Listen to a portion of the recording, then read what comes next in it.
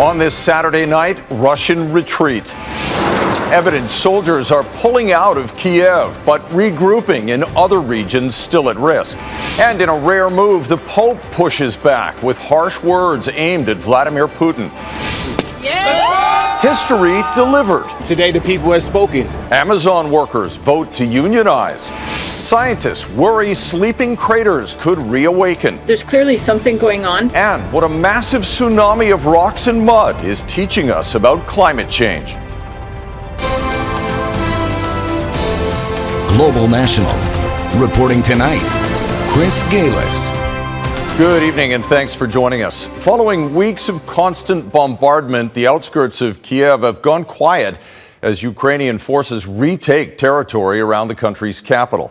What's left, though, is utter devastation. Burned out military vehicles on residential blocks, homes destroyed, and reports of the bodies of civilians littering the streets. The latest intelligence suggests Russian forces are withdrawing from the capital and in the country's north, but the fighting continues to intensify in the east. Abigail Bimman has the latest, but first a warning. Some of the images in her story are disturbing. Russia's retreat around Kyiv, marked by bodies strewn along the road, others in mass graves. Ukraine's president says its troops have retaken control of more than 30 towns or villages, but warns Russia is leaving mines behind as traps, warning people to be careful. His forces haven't made any advances in the past several weeks. There are logistical problems. There is clearly a problem with morale within his own forces. Equipment is failing. While in the east, Zelensky says Russian troops are advancing on Donbass and Kharkiv, and the situation remains extremely difficult. Whatever Russian narratives are on those negotiations or so-called peace talks, we have to understand Russia will not stop if it's not stopped. Also in the east, the serious challenge of getting humanitarian aid into Mariupol and Melitopol and getting people out.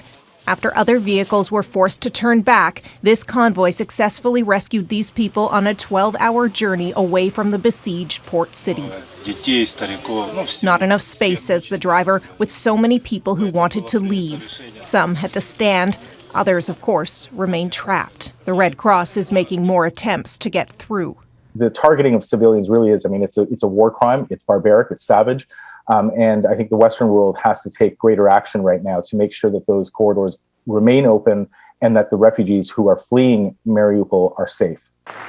Saturday, Pope Francis came the closest yet to criticizing Russian President Vladimir Putin for provoking and fomenting conflicts, though not by name. He also said a papal visit to Kyiv is on the table.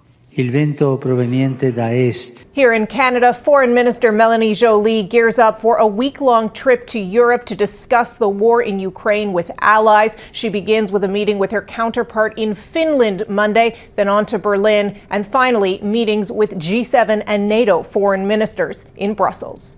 Abigail Bimman, Global News, Ottawa.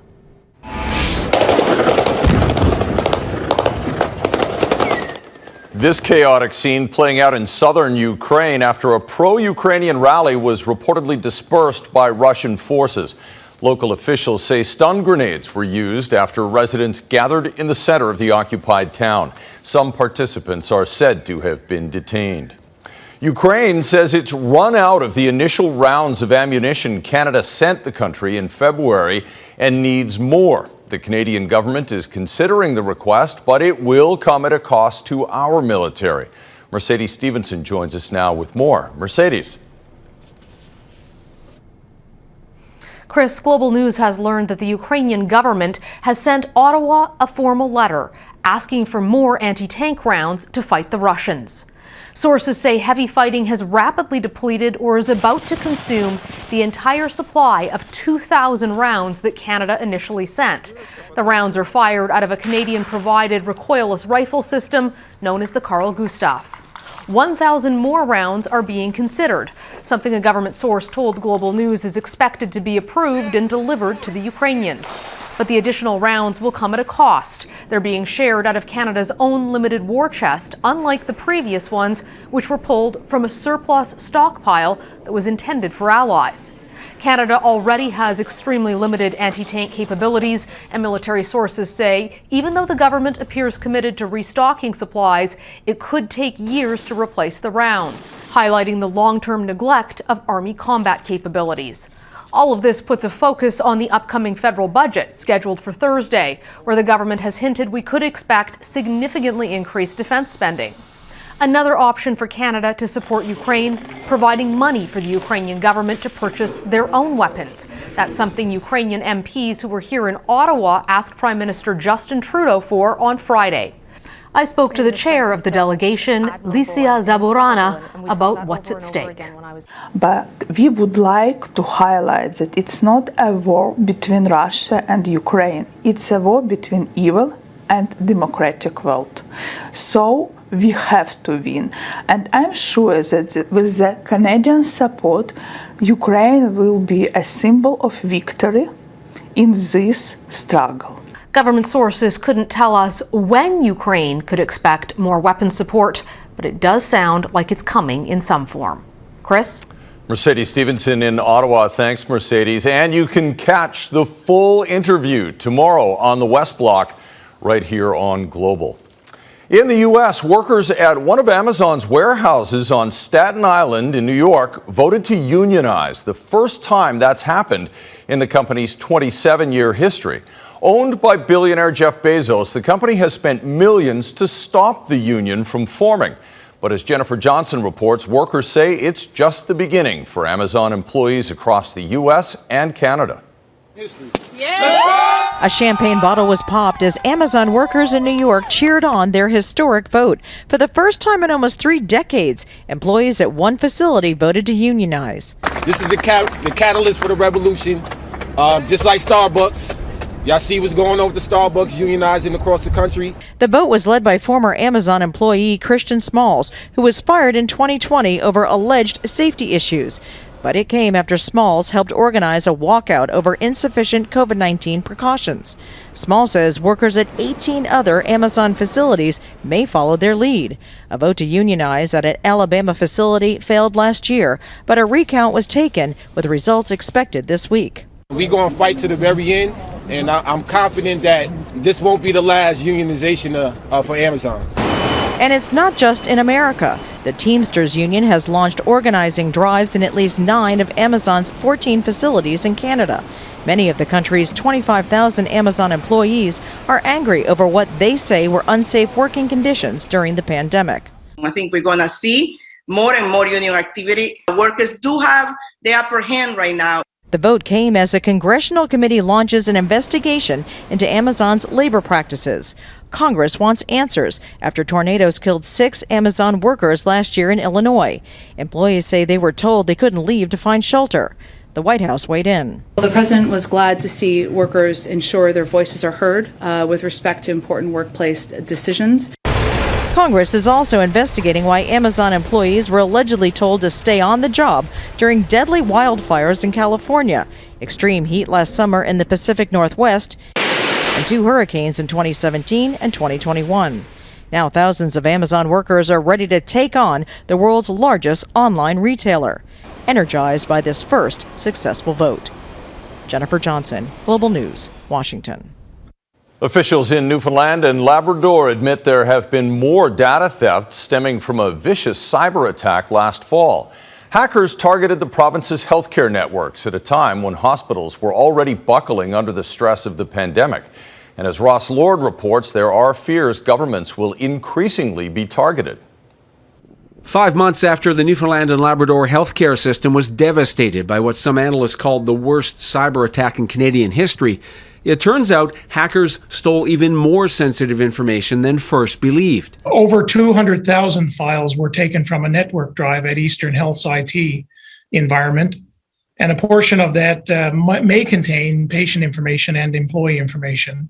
A disturbing development for the province and for national agencies. The RCMP are involved, and we have spoken with the federal agencies such as, but not limited to, the Canadian Centre for Cybersecurity. Cybersecurity analysts say it's critical for governments and businesses all over Canada to be on guard, especially considering the influence of Russian-sourced tech crimes. I would assume there will be retaliation for the fact that Canada has been very vocal when it comes to supporting the Ukraine and certainly supporting all of the sanctions against Russia. More need than ever, he says, for everyone online to use stronger passwords, multi-factor authentication, and updated software to keep hackers out.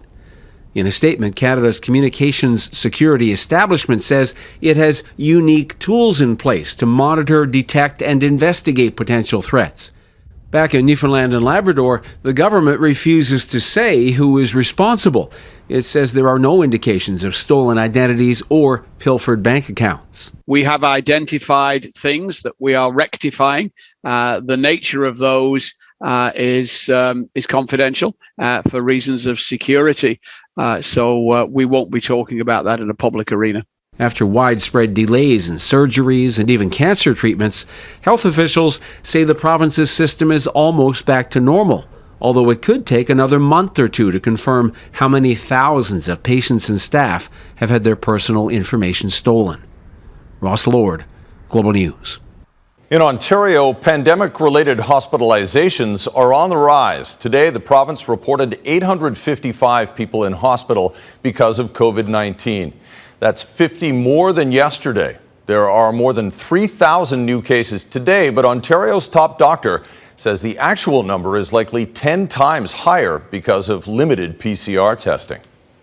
The first cruise ship scheduled to sail into a Canadian port since the pandemic began has already halted its voyage because of a COVID outbreak. The Caribbean Princess is currently docked in San Francisco. It was due to anchor in Victoria on Wednesday, carrying on to Vancouver from there.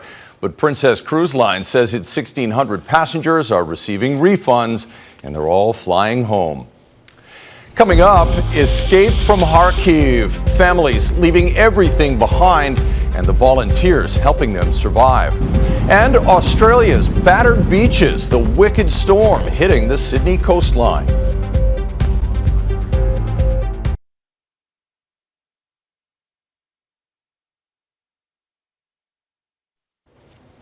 The head of Russia's space agency says it will end cooperation with Western countries on the International Space Station until sanctions are lifted. Dmitry Rogozin didn't include a timeline for ending Russia's involvement in the space project. He has previously said sanctions could destroy the U.S.-Russian partnership on the ISS.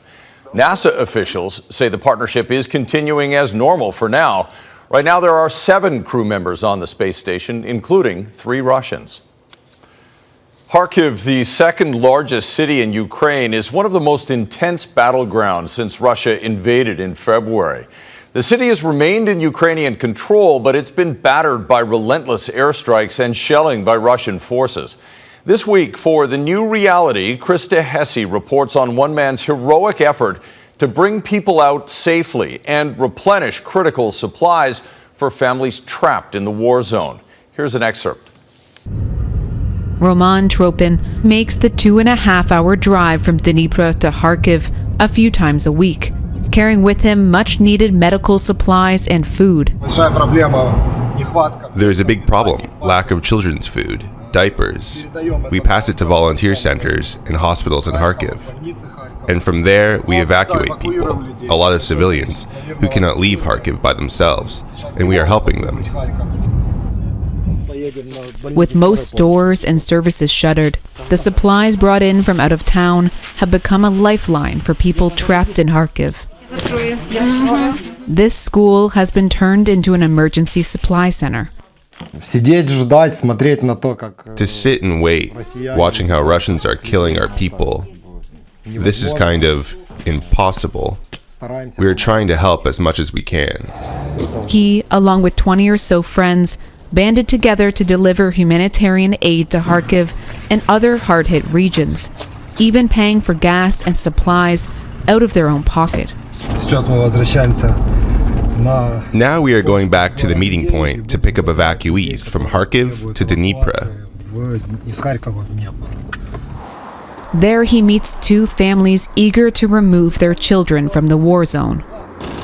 Evgenia Kozlova and her 2 daughters spent 10 days underground in a bomb shelter before finally finding a ride out of the city. To be honest, it's scary. Very scary, she says. Because where we were, houses were shelled, people were left homeless, everything was ruined. Now they head west, uncertain of what lies ahead for them. Among many Ukrainians, there's a sense of bewilderment. While many thought a conflict with Russia could indeed happen, in Kharkiv, the reality is far worse than anything they could have imagined. And you can catch Krista Hesse's full report on the escape from Kharkiv tonight on The New Reality. That's at 8 p.m. right here on Global. Up next, the giant tsunami nobody saw and why it's a warning about the impacts of climate change.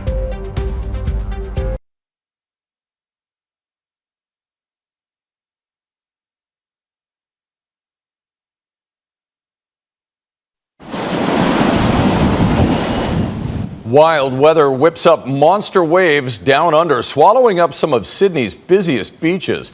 The storm causing treacherous conditions along the New South Wales coastline. Wind gusts clocking 50 kilometers an hour, coupled with king tides, pumped up powerful 10-meter swells that pounded the shoreline in Bondi and Bronte, damaging seawalls and surf clubs. Well, no one saw a massive landslide in a remote valley on BC's Central Coast back in late 2020, but it was detected as far away as Australia. In a few seconds, 50 million tons of rock dropped from a mountainside into Elliott Lake. And the results of a new study show it triggered a tsunami 100 meters tall. As Ted Chernecki reports, researchers fear it's a red flag for any region where glaciers are melting. It was a helicopter pilot who first spotted the carnage. A mass of rocks and boulders had crashed into the Elliott Creek glacial lake, creating a 100-meter high tsunami.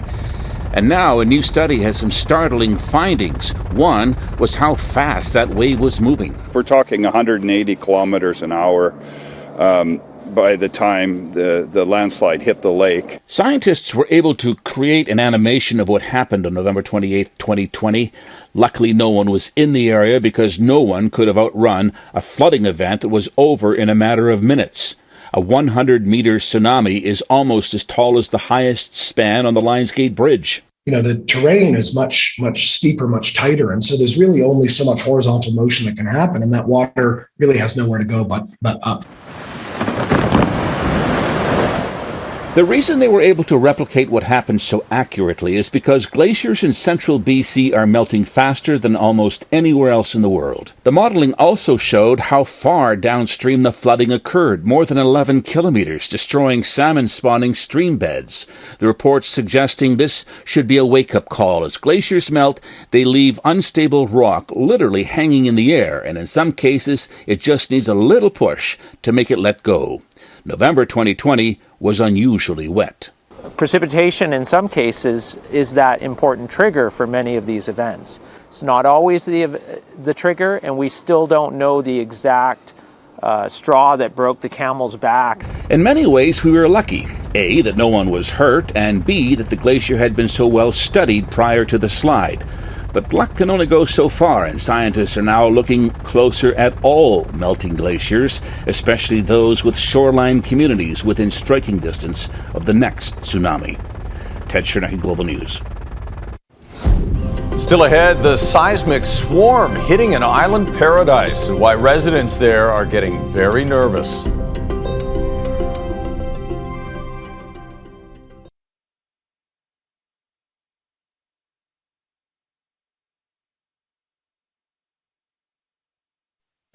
People in the Azores are used to seismic activity, but there's nothing normal about what's going on there right now. Over the past couple of weeks, one of the islands has been hit by more than 20,000 little earthquakes. The Azores are a set of 9 islands in the mid-Atlantic. They're part of Portugal, located about 1,400 kilometers west of Lisbon.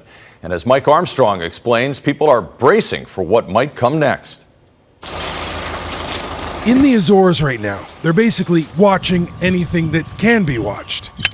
There are sensors that measure shaking, but these are probes measuring gases. This volcanologist says they're looking for components of sulfur, trying to understand what's going on with the volcanic system below. Now, the Azores have an alert system for volcanoes. It was raised to a 4 this week, its second highest level. The island of São Jorge has been hit by something called a seismic swarm. There have been literally thousands of small earthquakes, only measuring up to a magnitude 3.3. Most of them aren't strong enough to be felt by people, except emotionally. I'm scared to death, this woman says. Not just for myself, but for everyone who lives on the island. It's hard. Well, the island has 5 volcano craters, but it hasn't had an eruption in more than 200 years. The last one was in 1808. Well, with all the seismic activity, experts say something could be coming. Authorities have started moving people with limited mobility off the island, suspended classes at some schools, and set up a camp in case homes have to be evacuated.